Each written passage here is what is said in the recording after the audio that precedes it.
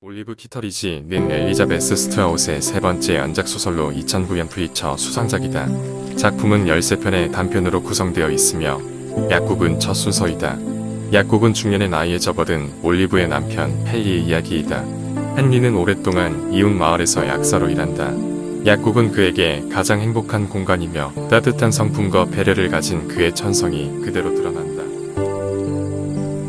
집에서 우겨 불쾌한 일이 있었다 해도 자다 말고 일어나 늦은 밤에 서성대건 아내에 대한 불편한 마음마저도 약국이라는 안전문 안으로 발걸음을 들여놓는 순간 썰물처럼 미련함. 헨리의 부인 올리브는 직설적이고 퉁명스럽고 까칠하다. 사춘기 아들에 대한 고민과 직장생활, 집안일 등 자신의 삶의 무게로 힘겨워한다. 그러다 보니 부부 사이의 긴장도 높아지며 그녀의 냉소적 태도는 헨리를 곤혹스럽게 한다.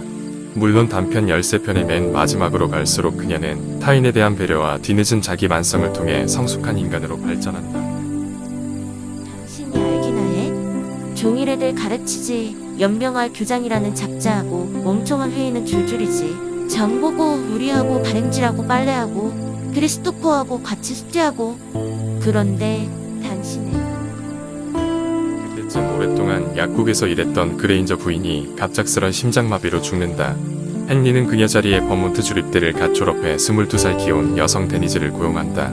공교롭게도 그녀 남편의 이름 또한 헨리였다. 데니즈와 헨리 15도는 헨리에게 저물적 자신과 올리브를 떠올리게 했으며 열정과 기쁨으로 서로를 바라보던 과거를 추억하게 한다. 새로울 것도 놀랄 것도 없는 권태로운 결혼 생활을 지속하며 사춘기 자녀를 둔 삶의 무게에 짓눌린 중년 부부와 매일매일이 행복하고 서로를 향한 사랑이 식지 않은 신혼부부의 모습은 매우 대조적이다. 저는 추워서 차에 들어가 앉았는데 감자를 캐는 헨리를 지켜보니 이렇게 좋을 순 없는데 하는 생각이 들었어요. 사실 키터리지 부부는 아들 크리스토퍼의 문제로 자주 언쟁을 한다. 사춘기 아들의 마음을 배려하지 않는 주장이 강한 엄마와 일상에 지친 엄마를 이해하려 하지 않는 반항하는 아들은 사사건건 부딪힌다. 올리브는 이러한 문제를 헨리와 의논하기보다 등학교 길 올리브와 크리스토퍼를 함께 차를 태워주는 학교 동료인 짐 오케이시와 더 많은 대화와 감정을 공유한다. 헨리는 가족과 저녁을 먹을 때면 숨이 막힌다. 원참쯤 오케이씨가 당신보다 더 애를 안쓰러워해. 약국은 다르다. 어느새 데니즈라는 헨리에게 약국을 집보다 밝고 편안한 장소로 느끼게 한다. 당시 고등학교를 갓 졸업한 제리 메카시가 포틀랜드에서 위약품 배달을 왔었다. 그가 샌드위치를 먹을 때 빵에서 마요네즈 계란, 범벅이 떨어지면 데니즈는 그에게 키친타올을 가져다주고 그의 미래 학업에 대해 조언을 하여 그가 단과대 수업을 듣게 했다. 메카시를 대하는 그녀는 유능하면서도 느긋하고 어른스러웠다. 때때로 데니즈는 수다스러워지기도 하고 소꿉놀이하는 여자아이 같기도 했다. 그녀가 보여주는 성숙한 여성성과 소녀다움은 헨리에겐 일상의 기쁨이었다. 하지만 헨리 15도가 사망한다. 11월 어느 아침 가장 친한 친구 토미 쿠지오와 사냥을 간 헨리 15도는 친구의 실수로 총에 맞아 죽는다. 이 사고로 모든 것이 변한다. 그리고 졸지에 미망인이 된 데니즈와 그런 그녀를 안타까운 마음으로 돌보아주는 헨리 키터리지 사이엔 다양한 감정이 형성된다. 헨리는 데니즈가 남편을 잃고 홀로 살아야 하는 지금 그녀에겐 실생활에 필요한 경험과 지식이 거의 없다는 것을 느낀다. 그녀는 아이처럼 현실 감각이 없고 홀로 서기가 힘들다. 데니즈가 무력해지며 헨리에게 의존하게 되고 그 또한 데니즈의 어려움을 해결하려고 노력한다.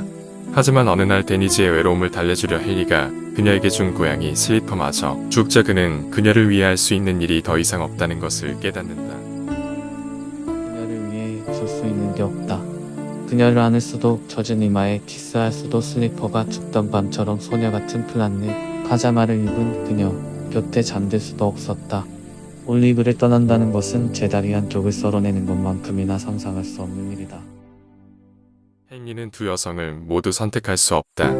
데니즈는 헨리를 떠나 제리와 결혼을 하게 되고 두 아이의 엄마가 된다. 그녀는 제리의 부모를 만나러 올라오면서 아기였던 폴을 데리고 헨리의 집에 들른다. 데니즈는 또 다른 올리브가 되어 있었다. 그녀는 예전의 소녀가 아니라 소녀로 머무는 소녀는 없다. 어머니였고 고단했다. 그녀를 짓누르는 삶의 중력이 벌써 두드러지기 시작했다. 헨리는 그 후 그녀를 다시 보지 못했지만 몇 차례 헨리에게 보낸 생일 카드를 통해 그녀 자신의 근황을 간간히 적어 보냈다. 인간의 삶은 달콤하고 행복한 순간들로만 이루어지지 않는다. 올리브의 말처럼 삶을 사는데 안 힘든 사람이 어디에 있을까? 우린 가장 사랑하는 사람들과의 관계에서 상처받고 지치기도 한다. 힘겨운 삶에서 도피하기 위해 배우자가 아닌 다른 누군가에게 강렬한 갈망을 느끼기도 하고 때론 어리석은 생각을 품기도 쓰라린 좌절을 맛보기도 하며 가슴 시리도록 열망했던 것을 포기하고 그것을 추억하기도 한다. 하지만 나만 그런 건 아니다. 우린 각자 나름의 삶의 무게를 지탱하고 있다. 때론 서로의 일탈과 어리석음을 모른 척 넘어가고 소중한 일상 속에 사랑하는 이들이 여전히 내 옆에 있다는 사실을 깨닫는 순간 또다시 우리는 삶을 사랑하게 된다. 헨리 역시 그녀만의 슬픔을 견디며 살아왔다. 오래전 짐 오케이시의 차가 도로를 벗어난 후에 그리고 올리브가 몇 주 동안이나 저녁을 먹고 나면 바로 침실로 들어가 베개에 얼굴을 묻고 통곡한 후에야 헨리는 올리브가 짐 오케이시를 사랑했으며 어쩌면 짐도 그녀를 사랑했을지 모른다는 것을 알게 되었다. 그러나 헨리는 한 번도 올리브에게 묻지 않았고 그녀도 헨리에게 말하지 않았다. 데니즈를 향한 아프도록 절실한 감정에 대해 그가 한 번도 말하지 않은 것처럼. 작품은 인물 간의 관계와 인간의 심리적 정서적 관계성을 묘사하기 위해 물리적 공간을 효과적으로 잘 이용하고 있다. 어쩌면 인간은 공간의 인식 과정에서 입체적 공간을 구성할 뿐 아니라 각 개인이 다양한 자기만의 공간에 대한 맥락과 이미지를 가지게 된다. 나아가 공간은 물리적 대상에 그치는 것이 아니라 정서적 심리적 대상으로 발전한다. 특정 물리적 공간이 개인과 그의 가족, 연인, 배우자, 자녀 또는 타인과 공동체 등의 관계 설정에 따라 구성원 각자에게 전혀 다른 심리적 정서적 감정을 불러오는 공간이 되는 것이다. 작품에서 집과 약국을 현실적 공간과 이상적 공간, 현재와 과거, 불안과 안정감이라는 심리와 정서를 나타낸다.